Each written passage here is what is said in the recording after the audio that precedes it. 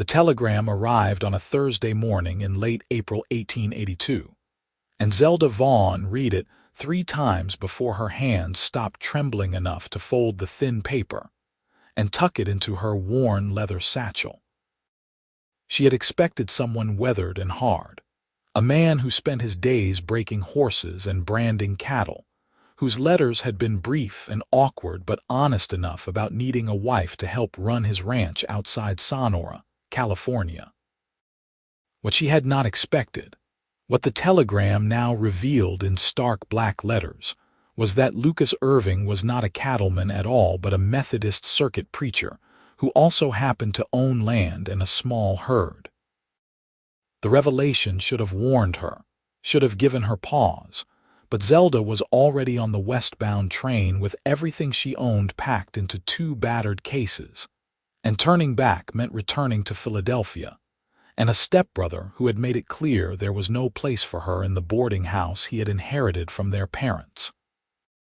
The train rattled through changing landscapes, from the crowded eastern cities to the wide plains, and then into the rougher territories, where gold fever had once burned hot, and now left behind towns that clung to the mountainsides like stubborn barnacles. Sonora itself had been born from the gold rush, named by Mexican miners who had come north with dreams of fortune. And though the easy gold was long gone, the town had survived by becoming a supply center for the scattered ranches and smaller mining operations that still dotted the Sierra Nevada foothills.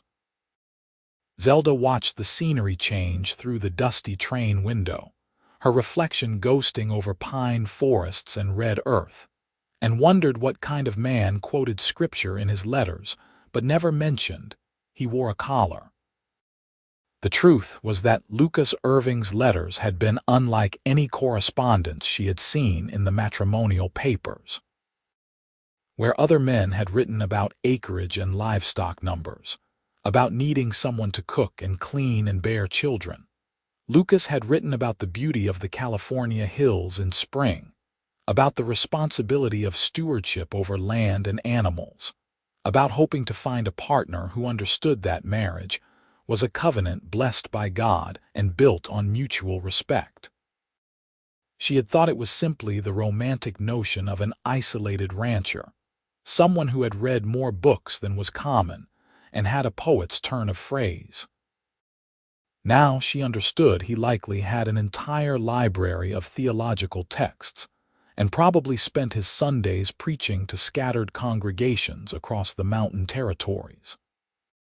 The stage-coach from the railway station to Sonora proper was crowded and uncomfortable, Zelda wedged between a mining engineer who smelled of tobacco and an older woman traveling to visit her daughter.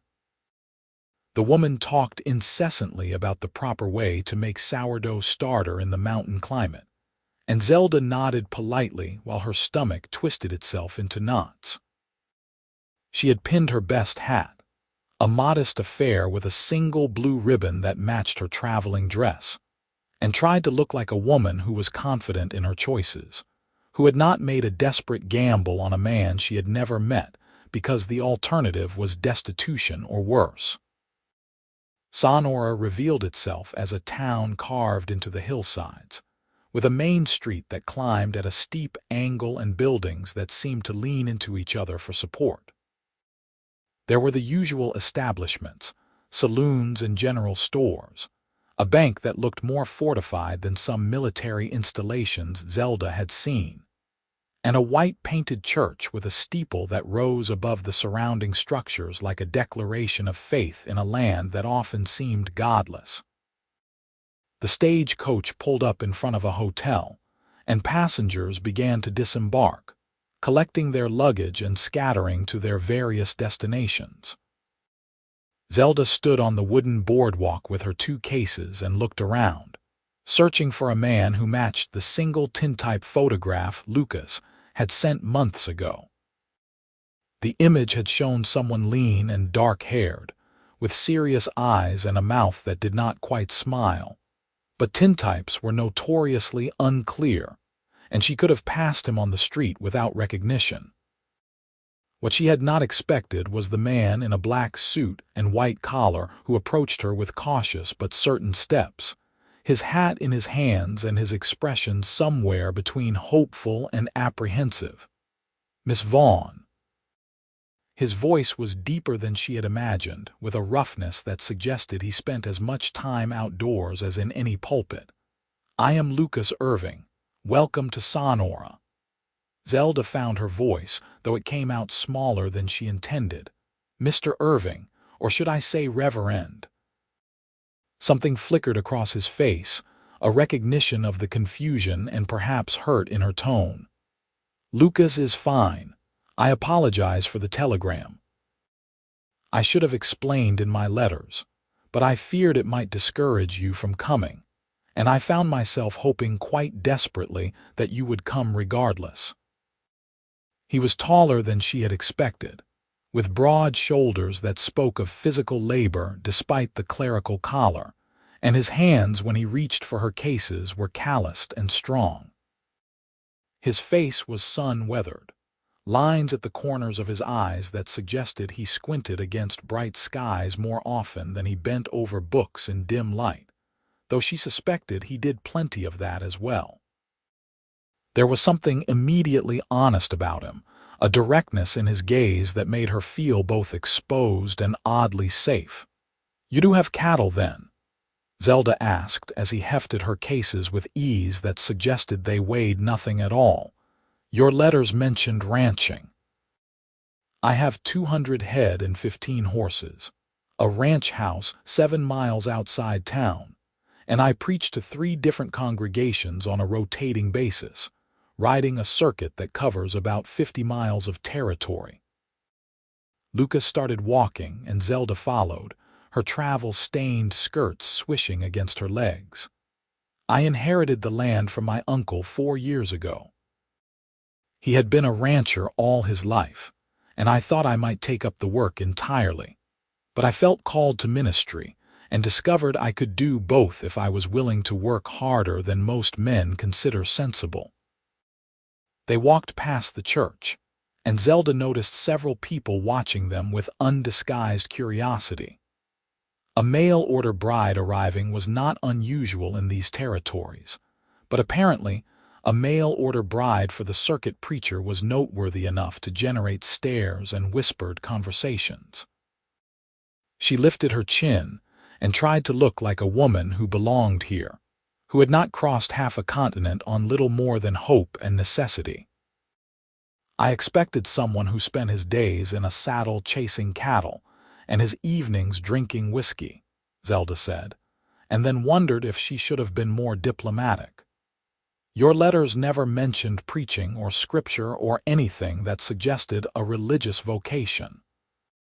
Lucas glanced at her, and she saw something almost like amusement in his dark eyes. "They did not.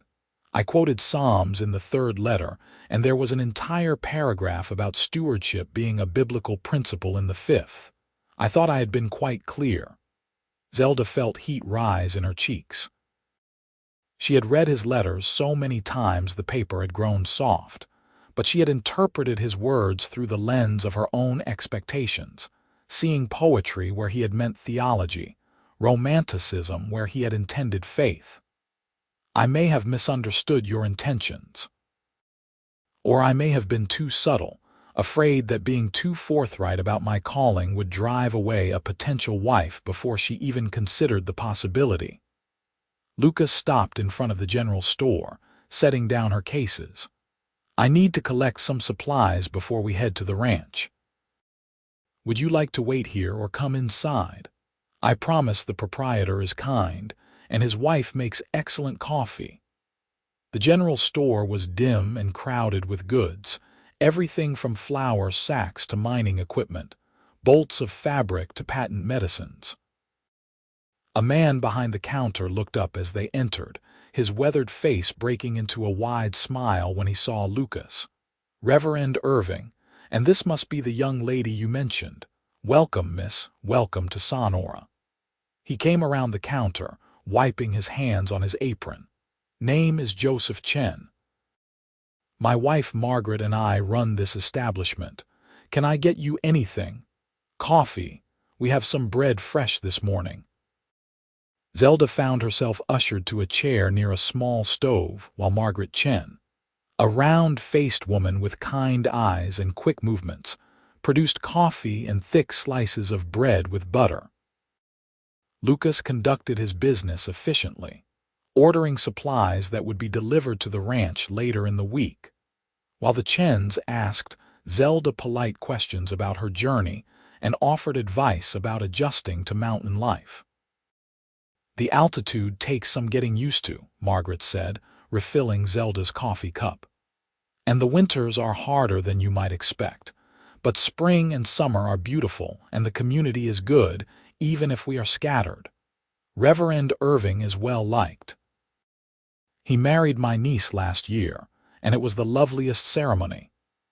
Zelda sipped her coffee and tried to picture Lucas in full clerical vestments, standing before a congregation and leading them in prayer. It was not that she objected to men of faith. She had been raised Methodist herself, attended services regularly until her parents had died and her stepbrother had proven to be religiously inconsistent at best. But she had expected a rough cattleman, someone who fought the land and weather for his living, who might be crude but honest. A preacher seemed like a different species entirely, someone who would judge her past mistakes and find her wanting. When they finally left the general store, loaded with a basket of additional items Margaret had insisted they needed, the sun was past its zenith, and the afternoon heat was building. Lucas led her to a sturdy wagon hitched to 2 patient horses, helping her up onto the bench seat with a gentlemanly hand before securing her cases in the back. "The ranch is about an hour's drive," he said as he climbed up beside her and took the reins. "The road is decent this time of year, though it gets rough in winter. I have a housekeeper, Mrs. Dalton, who comes 3 days a week. She has prepared the guest room for you, and we can discuss arrangements once you have had time to rest and settle in." The wagon rolled out of town, following a road that climbed into the hills through forests of pine and oak. The air was cleaner here, sharp with resin and earth, and Zelda could hear birdsong and the distant sound of running water. The landscape was nothing like Philadelphia's crowded streets and brick buildings. This was a wild beauty, untamed despite the scattered signs of human habitation, fences marking property lines and the occasional plume of smoke indicating a distant homestead. "You said you have 3 congregations?" Zelda asked, breaking the comfortable silence. "There is a church in Jamestown, about 10 miles north, another in a mining camp called Columbia, and a small group that meets in a barn near Chinese camp. I rotate Sundays, spending 1 week in each location, and I make calls on families throughout the circuit whenever someone needs a minister." Lucas kept his eyes on the road, but his voice was animated, engaged. "It is not traditional ministry. I do not have a permanent church building or a stable congregation, but these people need spiritual guidance just as much as anyone in a city, perhaps more so given the hardness of the life out here." "And you ranch as well." Zelda tried to imagine the schedule, the constant movement between roles. "The cattle mostly take care of themselves with help from 2 ranch hands I employ, brothers named Tom and William Porter. They live in a bunkhouse on the property and handle the daily work. I help when I am home, and during branding and roundup, I set aside my preaching for a few weeks to focus entirely on the ranch. It works, though it means I am always busy." He glanced at her, something vulnerable in his expression. "I know it is not what you expected. I know I should have been more clear in my letters. If you wish to return to town, to take the next train back east, I will understand and provide the funds for your passage." Zelda looked at his profile, the strong line of his jaw, and the way the afternoon sun caught in his dark hair where it curled slightly at his collar. He was handsome in a rough-hewn way, and there was genuine concern in his voice, a willingness to let her go even though she could see the disappointment that possibility caused him.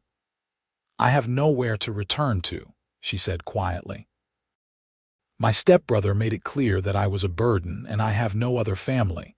Coming here was not entirely a choice so much as the only option available." She paused, then added with more strength, "But I am not opposed to the work. I can cook and clean, manage a household, and I have kept accounts for my father's shop before he died. If you need a wife for practical purposes, I can fulfill that role. If you need someone who shares your religious fervor, I may disappoint you. I believe in God, but I do not know that I have a calling beyond surviving and perhaps finding some measure of peace." Lucas was quiet for a long moment, the only sounds the creak of the wagon and the steady clip of hooves on packed earth. When he spoke, his voice was gentle. "I do not need fervor. I need a partner, someone who can share this life, who can be a helpmate in the biblical sense of the word, which is to say an equal, someone who complements and completes. I have been alone for 4 years, and while I have managed, it has been a lonely existence. I hope to find someone who could see the beauty in this land, who could understand that serving God does not always mean standing in a pulpit, but sometimes means helping a struggling family, or sitting with someone who is dying or bringing new life into the world at a difficult birth. I hope to find someone who could build a life with me." The ranch revealed itself gradually, first a well-maintained fence line, then pastures where cattle grazed in the afternoon sun, and finally a house that was larger and more solid than Zelda had expected. It was a 2-story structure made of wood and stone, with a wide porch and windows that caught the light. There were outbuildings, a barn and a bunkhouse, corrals where horses stood with their heads over the fence rails watching the wagon approach. Everything spoke of care and attention, a property that was loved and maintained despite the owner's busy schedule. Mrs. Dalton met them on the porch, a sturdy woman in her 50s with iron-gray hair and a no-nonsense expression that softened when she saw Zelda. "So you did come after all. Good. The Reverend has been in a state for the past week, cleaning and fretting like a nervous cat. Welcome, Miss Vaughn. I have supper ready and your room prepared. You must be exhausted from your journey." The house interior was surprisingly refined, with good furniture and shelves lined with books, a stone fireplace large enough to stand in, and windows that let in the golden afternoon light. Mrs. Dalton showed Zelda to a bedroom upstairs that was clean and simply furnished, with a bed covered in a wedding ring quilt and a washstand with a porcelain basin and pitcher. "I will leave you to freshen up," Mrs. Dalton said. "Supper will be in an hour. The Reverend eats in the dining room when he is home, though he is just as likely to take a plate outside if the weather is fine."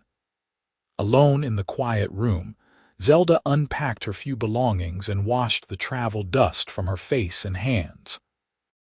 She changed into a fresh dress, a simple gray cotton that was practical and modest, and braided her long brown hair into a coronet around her head.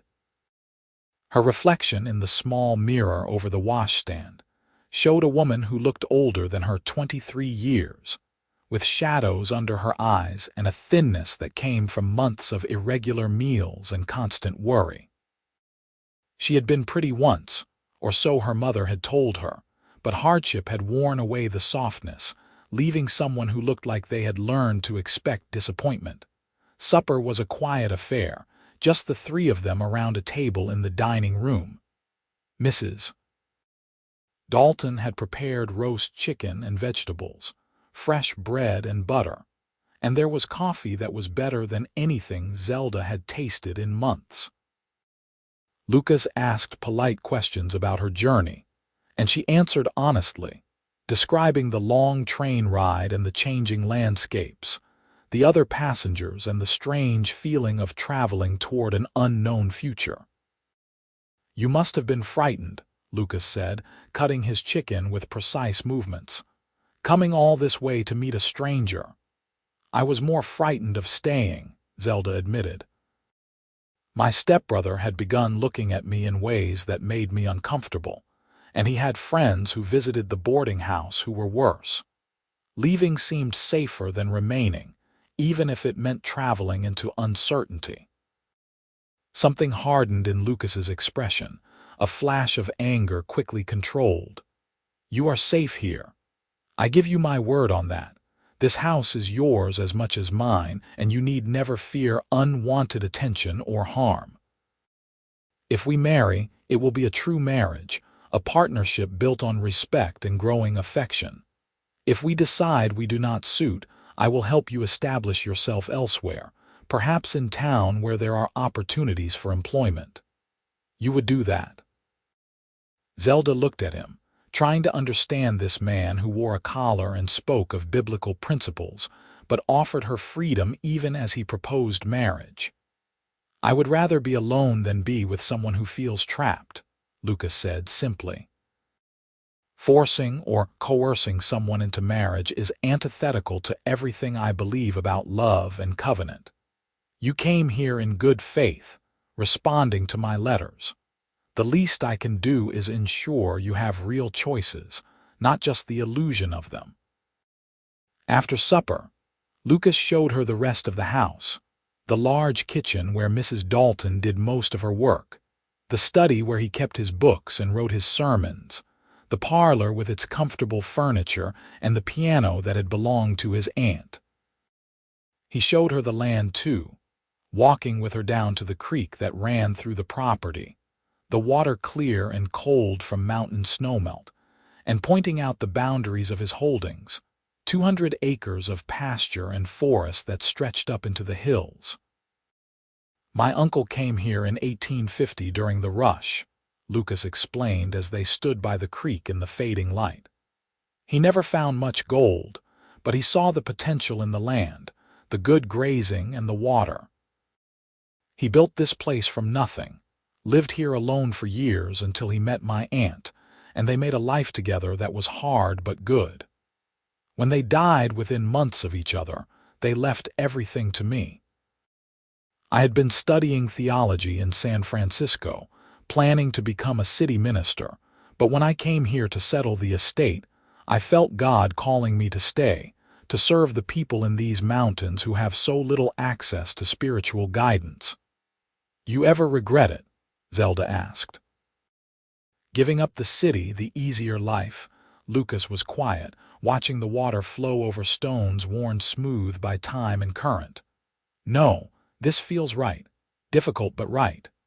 There is a purity to the work here and honesty. People show you who they really are when life is hard, when they are struggling to survive and build something meaningful. I would rather minister to them than to comfortable city congregations who attend church out of social obligation." They walked back to the house as twilight deepened, the sky turning shades of violet and gold, and Zelda found herself relaxing in his presence. He was not what she had expected, but there was something deeply steady about him, a core of integrity that made her feel like she could trust him, at least provisionally.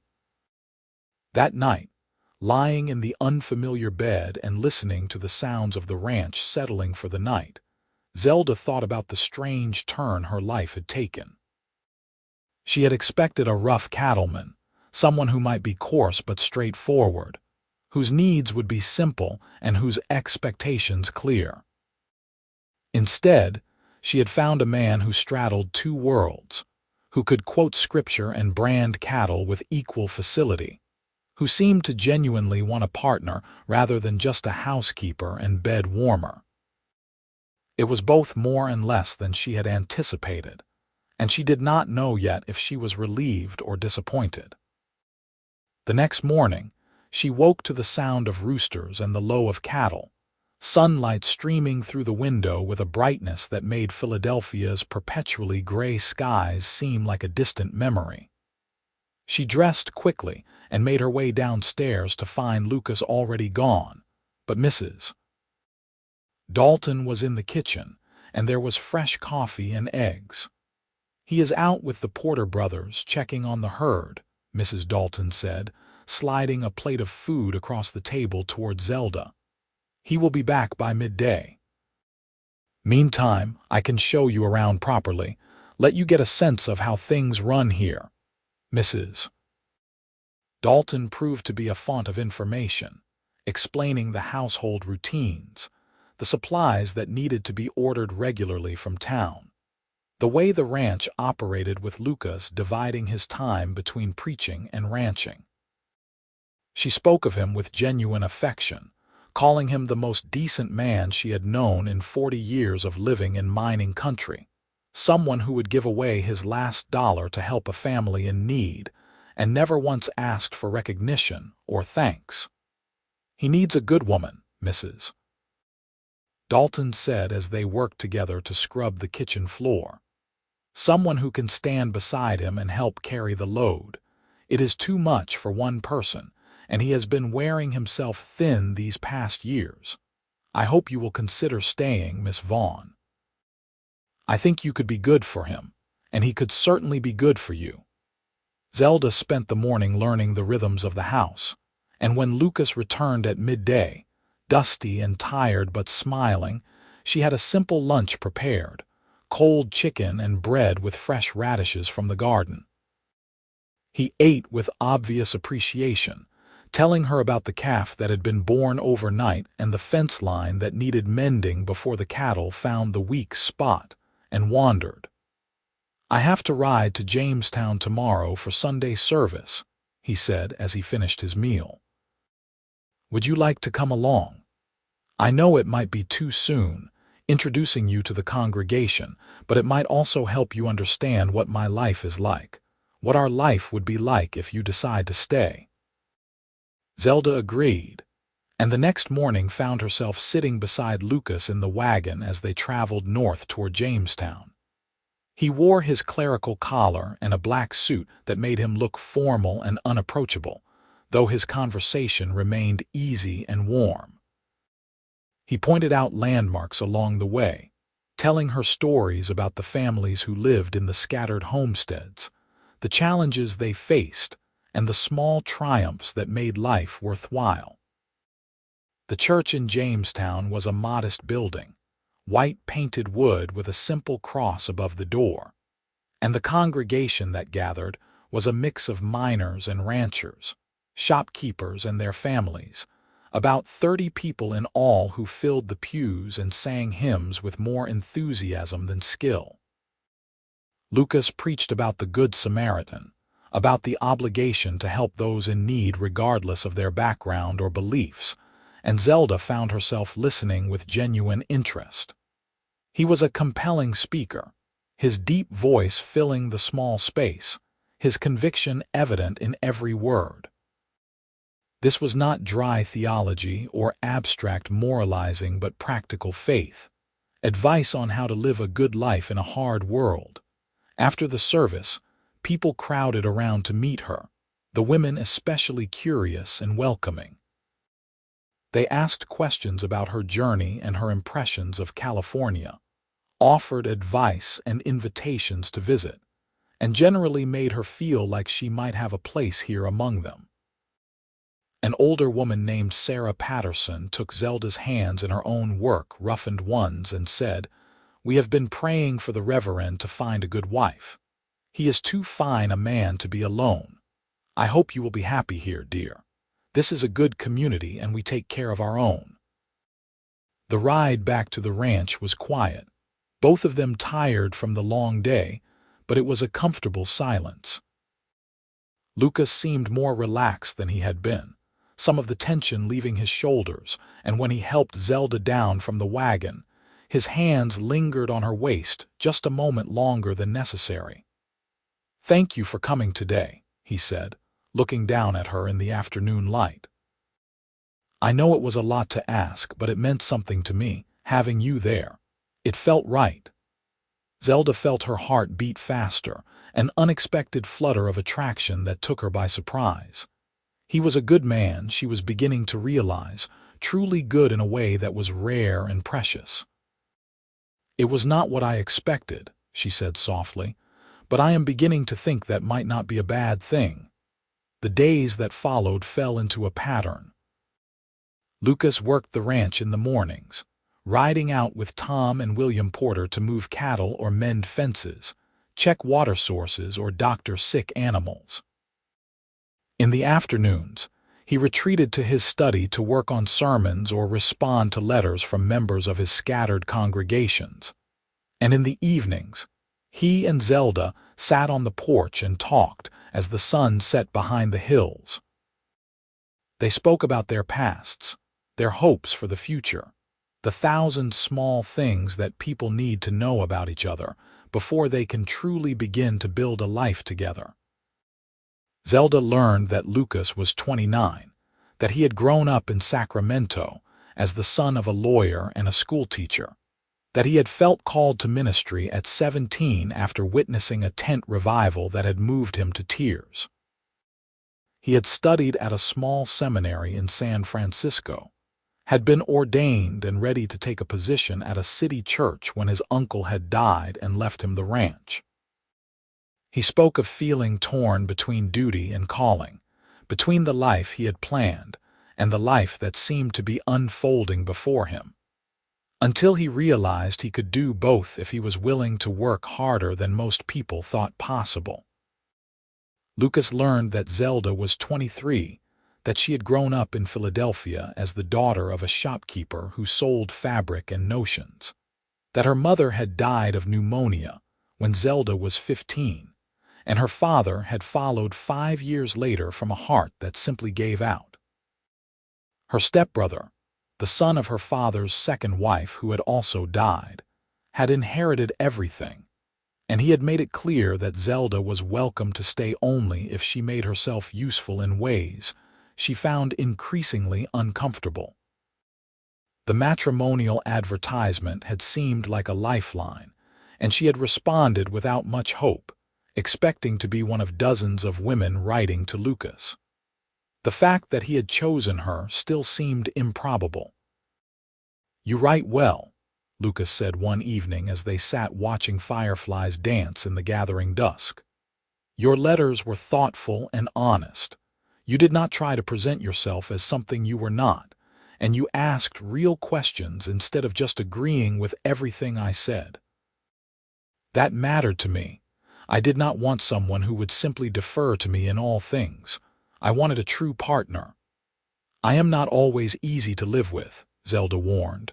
"I have opinions, and I do not always keep them to myself." "My stepbrother said I was too proud, too unwilling to accept my proper place."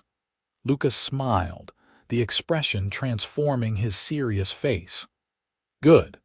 I have enough false humility in my life from people who think a minister wants to be surrounded by passive agreement.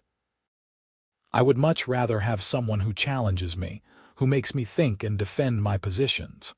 Iron sharpens iron, as Scripture says." They had been at the ranch for 2 weeks when Lucas formally proposed. It was not a grand romantic gesture but a quiet moment after supper when they were washing dishes together, Zelda scrubbing while Lucas dried. He set down the plate he was holding and turned to her, his expression serious but hopeful. "I know we have not known each other long," he said, "but I feel like I have come to know your heart, and I hope you have come to know mine. I would be honored if you would agree to marry me, truly marry me, not just as a matter of convenience but as a covenant before God. I promise to honor you, to cherish you, to be faithful in all things. I promise to build a life with you that has meaning and joy, even when it is difficult. I promise to love you with all that I am." Zelda's hands were wet with dish water, her apron damp, and there was nothing romantic about the setting, but her heart was full as she looked at him. "Yes," she said simply. "Yes, I will marry you." They were wed the following Saturday in the little church in Jamestown, with Sarah Patterson standing as witness and half the congregation in attendance. Zelda wore a dress that Margaret Chen had helped her sew, a simple ivory cotton with lace at the collar and cuffs, and she carried wildflowers that Lucas had picked that morning from the meadow behind the house. Lucas wore his black suit and clerical collar, and another minister, an older man named Reverend Walsh from Sonora, performed the ceremony since Lucas could hardly marry himself. The vows were traditional, the promises they made to each other both sacred and binding, and when Lucas kissed her for the first time as her husband, Zelda felt something shift in her chest, a wall she had built around her heart beginning to crumble. This was real. This was her life now. This man who quoted scripture and wore a collar, who worked harder than anyone she had ever known, and still found time to sit with a dying miner or pray with a frightened child. This man was her husband. The wedding supper was held at the ranch, with tables set up outside and food that the congregation had brought, potluck dishes that spoke of community and celebration. There was music, a fiddle and a guitar, and dancing as the sun set and lanterns were lit. Lucas danced with Zelda, holding her close and murmuring in her ear that she was beautiful, that he was the most fortunate man alive. And she believed him because she could see the truth of it in his eyes. That night, in the bedroom that was now theirs together, Lucas was gentle and patient, treating her with a reverence that made tears prick at her eyes. He took his time, learning her body and teaching her his, and when they finally came together, it was with a tenderness that transformed the act into something sacred. Afterward, lying in his arms with her head on his chest, listening to the steady beat of his heart, Zelda felt peace settle over her like a benediction. The months that followed were both harder and more fulfilling than Zelda had imagined. Being married to a circuit preacher meant long stretches when Lucas was away, riding his rounds to the various congregations, or responding to emergencies, births and deaths, and everything in between. But it also meant quiet mornings working together in the garden, afternoons spent riding the ranch land and checking on cattle, evenings reading aloud by the fire from the novels they both loved. Zelda learned to manage the household accounts, to plan meals that would stretch supplies when money was tight, to preserve food for the winter, and to sew clothes that would withstand the rough use of ranch life. She learned to ride well enough to accompany Lucas on some of his rounds, and the congregations came to accept her presence, the women especially grateful to have another woman to talk to about their struggles and joys. There were challenges. In late summer, a drought threatened the water supply, and they had to drive the cattle higher into the hills to find adequate grazing. In autumn, a family in Colombia lost their home to a fire, and Lucas gave them money the ranch could ill afford, telling Zelda that faith meant trusting God to provide even when resources seemed scarce. Winter brought snow that blocked roads and isolated the ranch for days at a time, and Zelda learned what it meant to be truly alone with another person, to have no distractions or escapes, only the necessity of working together to survive. But there were also moments of profound beauty. The first time she saw the hills covered in wildflowers after spring rains, a carpet of gold and purple that stretched as far as she could see. The night, Lucas woke her to watch a meteor shower, and they stood on the porch wrapped in a quilt while stars fell from the sky. The Sunday when a young couple they had befriended came to thank them for helping save their failing farm, bringing a basket of the first strawberries of the season as a gift, Zelda found herself falling in love, not just with the land, but with the man she had married. Lucas was not perfect. He worked too hard and sometimes neglected his own health. He could be stubborn about his convictions, unwilling to compromise on matters of principle even when flexibility might have been wiser. He carried the weight of his responsibilities heavily, feeling personally responsible for the spiritual welfare of everyone in his circuit, and sometimes that burden made him withdrawn and quiet. But he was also endlessly kind, quick to forgive and slow to judge, generous with his time and resources even when it cost him dearly.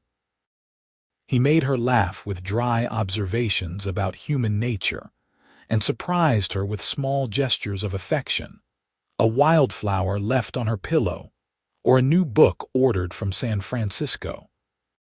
He prayed with her and for her, and slowly, Zelda found her own faith deepening, not because he pushed her, but because his example showed her what genuine faith looked like in action.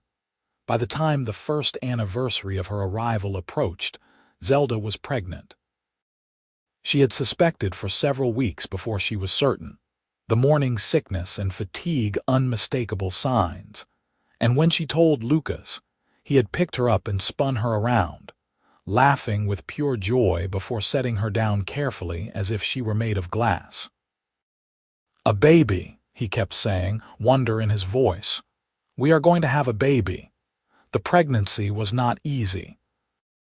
The morning sickness lasted longer than expected, and as summer turned to autumn, Zelda found herself increasingly uncomfortable, her body changing in ways that were both miraculous and difficult. But Lucas was attentive, taking over more of the household tasks and insisting she rest, bringing her tea and toast when she could not keep down anything else, rubbing her aching back in the evenings. Sarah Patterson became a frequent visitor, bringing advice and reassurance, telling Zelda stories about her own pregnancies decades earlier, and promising that everything would be fine. Margaret Chen sent care packages from town, practical items like baby clothes and soft flannel, along with treats that might tempt Zelda's fickle appetite. In late winter, on a snowy February night in 1884, Zelda went into labor. Lucas had arranged for a midwife from Sonora, an experienced woman named Mrs. Hendricks, to stay at the ranch as Zelda's due date approached. And when the contractions started, Mrs. Hendricks took charge with calm efficiency. Sarah Patterson arrived despite the weather, and between the two older women, Zelda felt supported and cared for even as the pain intensified. Lucas was banished to his study, told firmly that birthing rooms were no place for men, even men who were ministers and theoretically comfortable with the mysteries of life. He paced and prayed, and Zelda could hear his footsteps overhead as she labored through the long hours of the night. Their son was born just before dawn, his cries announcing his arrival into the world with impressive volume. Mrs. Hendricks cleaned him and wrapped him in a soft blanket before placing him in Zelda's arms, and Zelda looked down at the tiny red face and felt her heart expand in ways she had not known were possible. "He is perfect," she whispered, touching the soft dark hair and counting tiny fingers and toes. Lucas was allowed in finally, and he came to kneel beside the bed, his eyes wet with tears as he looked at his wife and newborn son. "Thank God," he said quietly. "Thank God you are both safe." They named him Samuel, after the prophet, a name that meant heard by God and seemed appropriate for the son of a minister. Samuel Irving was baptized in the church in Jamestown when he was 2 weeks old, with half the congregation standing as witnesses and promising to help raise him in faith and righteousness. The first year of Samuel's life was exhausting and joyful in equal measure. Zelda learned to function on broken sleep, to nurse a hungry infant while simultaneously cooking dinner or doing laundry, to carry a baby on her hip while managing household tasks. Lucas adjusted his schedule, taking fewer extended trips and trying to be home more often, though his responsibilities still pulled him away regularly. But there was so much joy.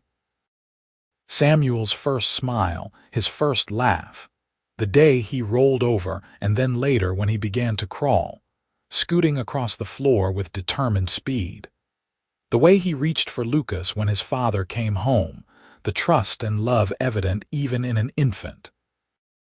The realization that they were a family, truly a family, bound together by love and covenant and the daily work of caring for each other.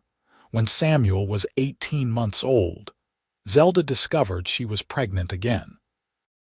This pregnancy was easier, perhaps because she knew what to expect, and their daughter was born in autumn of 1885. A calm and serious baby they named Ruth after the biblical figure known for loyalty and faithfulness. Life settled into a rhythm dictated by children and seasons, the cycle of planting and harvest, branching and roundup, the rotation of Lucas's preaching schedule. The ranch prospered as Lucas and the Porter brothers implemented improvements, better breeding stock and more efficient water management, and they were able to hire additional help during busy seasons.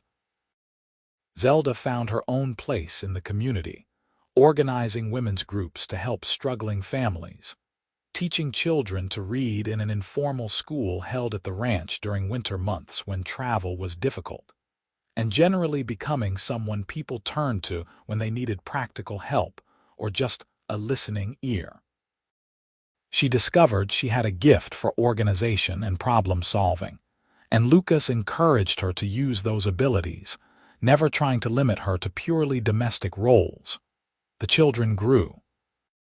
Samuel was bright and active, always asking questions and getting into mischief, while Ruth was quieter but determined, watching everything with serious eyes and thinking deeply before she spoke. They learned their letters sitting at the kitchen table while Zelda worked, and Lucas taught them to ride almost as soon as they could walk, patient with their fears and encouraging their growing confidence. When Samuel was 5 and Ruth 3, Zelda found herself pregnant for a third time. This pregnancy was complicated from the start, with bleeding that scared them both and required weeks of bed rest.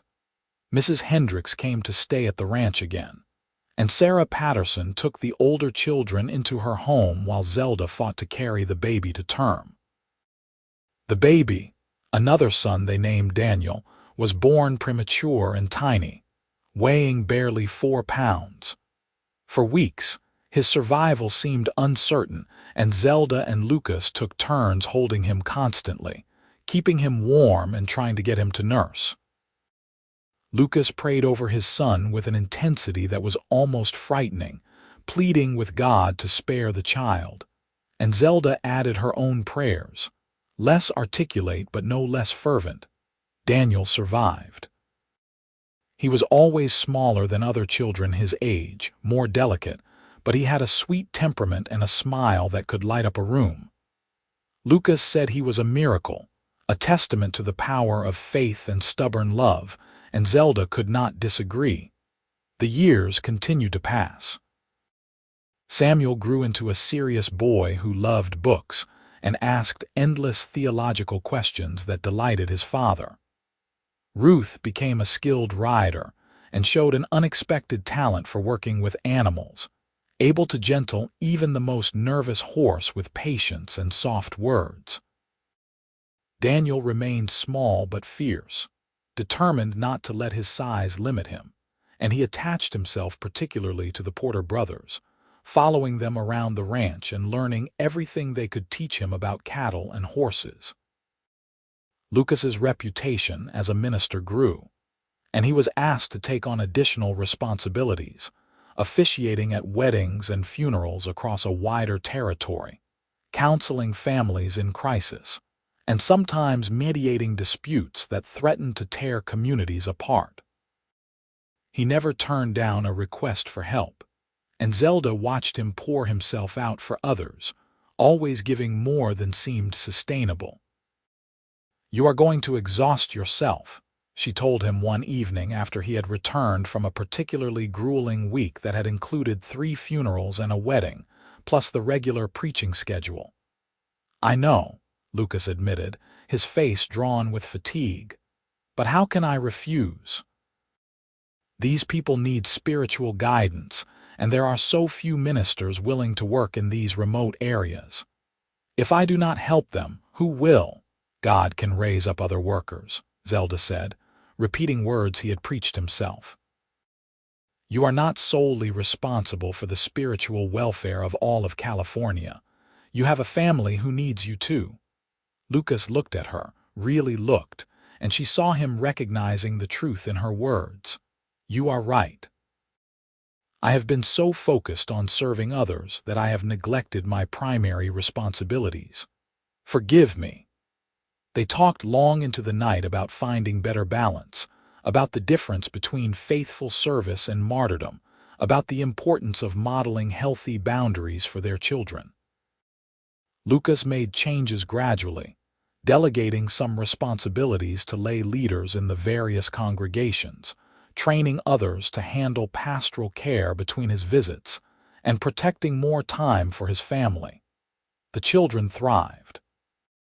Samuel, at 10 years old, announced that he wanted to be a minister like his father, and Lucas spent long hours teaching him Greek and Hebrew, the languages of Scripture, while also ensuring he learned practical ranching skills. Ruth, at 8, declared that she wanted to be a rancher, and she worked alongside the Porter brothers with a focus and determination that impressed everyone. Daniel, at 6, was still deciding but seemed to have inherited his father's compassion, always the first to notice when someone was sad or hurting and quick to offer comfort.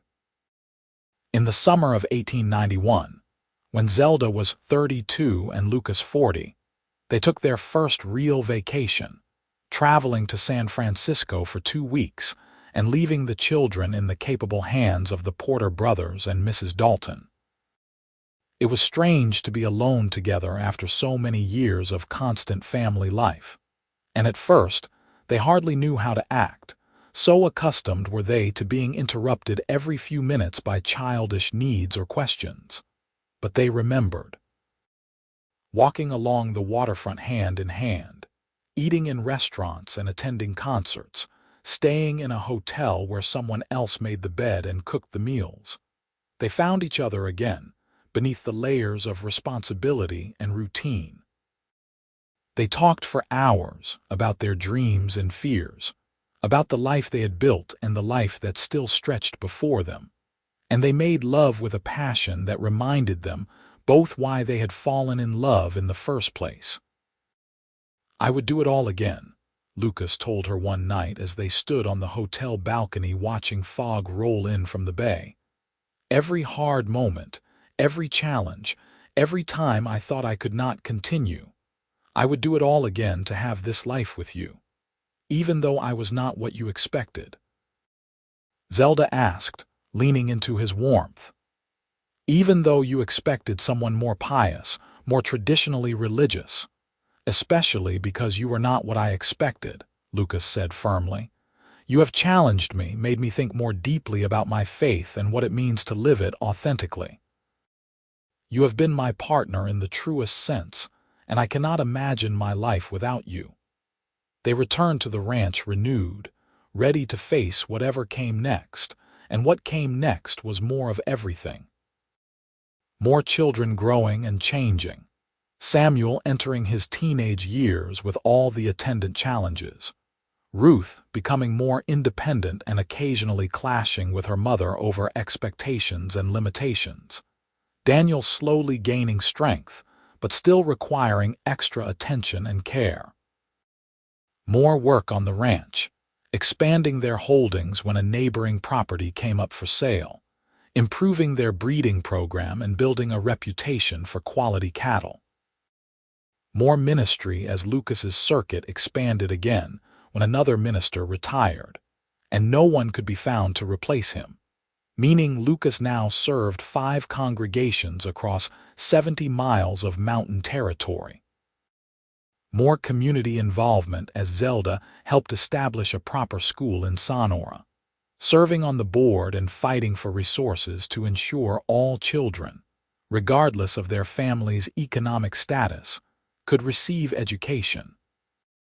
More friendships deepening and new relationships forming as the years passed, and the tight-knit mountain communities celebrated weddings and mourned losses together. In 1895, when Samuel was 13, he fell seriously ill with pneumonia. For 2 terrifying weeks, Zelda and Lucas took turns sitting by his bedside, sponging him with cool water when fever raged and trying to get him to drink broth when he was lucid enough to swallow. Lucas prayed constantly, and Zelda prayed too, less articulate prayers that were mostly just desperate pleas for her son's life. Samuel recovered, though he was weak for months afterward, and the experience changed something in the family. They had been reminded viscerally of how fragile life was, how quickly everything could change, and they held each other more tightly, said, "I love you," more often, and tried not to take any moment together for granted. Ruth, at 11, had been terrified of losing her brother, and she became more protective of both Samuel and Daniel afterward, as if she could keep them safe through sheer force of will. Daniel, at 9, had nightmares for months, and Lucas spent many nights sitting with his youngest son, reading to him or just being present until the fears faded and sleep became possible again. The turn of the century came, and with it a sense of change and possibility. The wildest aspects of the West were fading, towns becoming more established and civilized, though the land itself remained as beautiful and challenging as ever. Lucas was 51 now, still vigorous, but feeling the accumulated weight of 20 years of hard work. Zelda was 41, her dark hair shot through with silver, her face lined by sun and laughter and tears, still beautiful in a way that had nothing to do with conventional prettiness, and everything to do with character and strength. Samuel, at 18, decided to attend seminary in San Francisco, and they sent him off with tears and pride in equal measure. Ruth, at 16, was working the ranch with a competence that impressed even the most skeptical old-timers, and there was talk of her taking over management entirely in a few years. Daniel, at 14, was still small and would probably never be as physically strong as other men, but he had discovered a gift for teaching and was helping at the school Zelda had helped establish, patient with the younger children and creative in his methods. In 1902, Lucas was offered a position as a settled minister in Sacramento, a prestigious church with a large congregation and a comfortable salary. It was the kind of opportunity that came once in a lifetime, the culmination of a successful ministry career, and the church council made it clear they wanted him specifically, had heard of his work in the mountains, and believed he was exactly what they needed. Lucas and Zelda talked long into the night, weighing the opportunities and the costs. A settled ministry would mean Lucas could finally stop the exhausting circuit riding, could focus on one congregation, and have the support of assistant ministers and lay leaders. It would mean better schools for Daniel, opportunities for Ruth beyond the ranch, a chance to see Samuel more regularly. It would mean security and comfort in their later years, the chance to rest after decades of hard work. But it would also mean leaving the ranch, the land they had poured themselves into for 20 years, the community that had become family. It would mean abandoning the scattered congregations who still needed spiritual guidance, the remote families who had no one else to turn to. It would mean giving up the wild beauty of the mountains, the satisfaction of working the land, the life they had built together through trial and triumph. "What do you want to do?" Zelda asked finally, watching Lucas's face in the lamplight. "I want to stay," Lucas said quietly. "This is home. These people are my people. I cannot imagine standing in a fancy pulpit in Sacramento, preaching to well-dressed congregations who do not really need me, when there are miners and ranchers and struggling families here who do. But it is not just my decision. This is your life too. What do you want?" "I want to stay," Zelda said without hesitation. "I love this land, this life, even when it is hard. I love who we have become here, and I think our children love it too in their own ways. Samuel will always come back to visit. Ruth would be miserable anywhere else. Daniel is just beginning to find his place. Why would we leave now?" They declined the offer from Sacramento, and Lucas wrote a thoughtful letter explaining that his calling was to the mountains and the scattered souls who needed him there. The church council was disappointed but understanding, and they wished him well. Life continued in its rhythms and cycles. Samuel graduated from seminary and accepted his first ministerial position in a town north of Sacramento, starting his own journey of service and discovery. Ruth did take over management of the ranch when she turned 20, implementing new ideas and proving herself more than capable of running the operation successfully. Daniel continued teaching and discovered he had a particular gift for reaching struggling students, the ones who had been written off by others, and he seemed to find deep satisfaction in helping them succeed. Lucas celebrated his 60th birthday in 1909, and Zelda organized a surprise party that brought together people from all 5 congregations he served, along with ranching neighbors and friends from Sonora. It was a testament to the impact he had made, the lives he had touched, and Lucas was moved to tears by the outpouring of love and appreciation. "I am a fortunate man," he said in a short speech, his voice thick with emotion. "I have been given a calling I love, work that matters, and a wife who has been my true partner in all things. I have seen children grow into fine adults, and I have been privileged to walk alongside this community through joy and sorrow. I have been blessed beyond measure." Zelda stood beside him, holding his hand, and felt the truth of his words. Their life together had not been what she expected when she stepped off that train in Sonora nearly 3 decades earlier, expecting a rough cattleman and finding instead a cowboy who wore a collar and quoted scripture. But it had been real and meaningful and full of love, and she would not have changed a moment of it. In the summer of 1910, Samuel returned home with his own bride, a young woman named Catherine who was as idealistic and dedicated as he was, and they announced that Samuel had accepted a circuit ministry in Oregon, following in his father's footsteps by choosing to serve remote communities rather than comfortable city churches. Lucas embraced his son with pride, and Zelda welcomed her daughter-in-law with open arms, seeing in Catherine something of her own younger self. Ruth surprised everyone by announcing her engagement to William Porter's nephew, a young rancher named James who had been working on a neighboring property. The wedding was held at the ranch, with Lucas officiating and half the county in attendance, and Zelda cried happy tears as she watched her daughter promise her life to a good man who clearly adored her.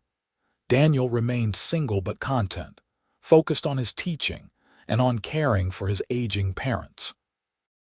He moved back into the ranch house after Ruth's wedding, and his quiet presence was a comfort to both Lucas and Zelda as they entered their later years. Lucas gradually reduced his circuit, training younger ministers to take over some of his congregations, until by 1915, he was serving only 2 churches regularly and responding to emergency calls when needed. He was 66 now, his hair white and his movements slower, but his mind was still sharp and his faith as strong as ever. Zelda, at 56, had slowed down as well, her joints aching on cold mornings and her energy not what it once was.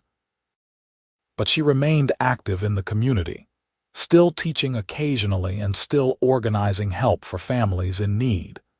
And she found deep satisfaction in the work of her hands and the relationships she had built over decades.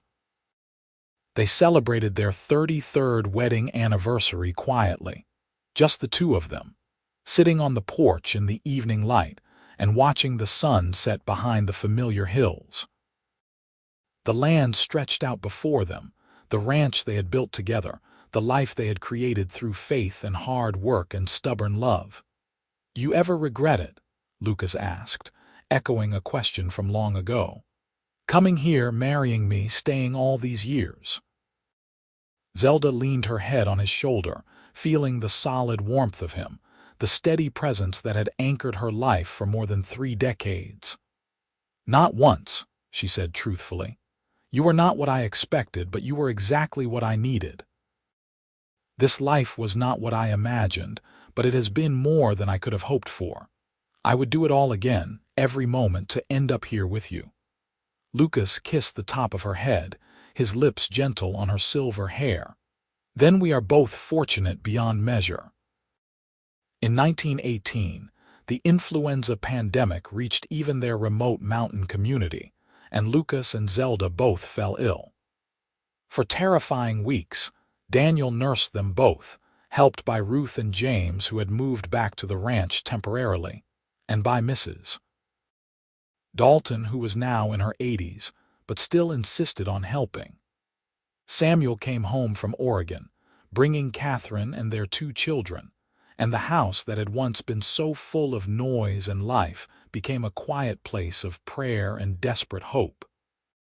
Zelda recovered first, weak and shaky but alive, and she immediately turned her attention to Lucas, who was fighting harder and losing ground.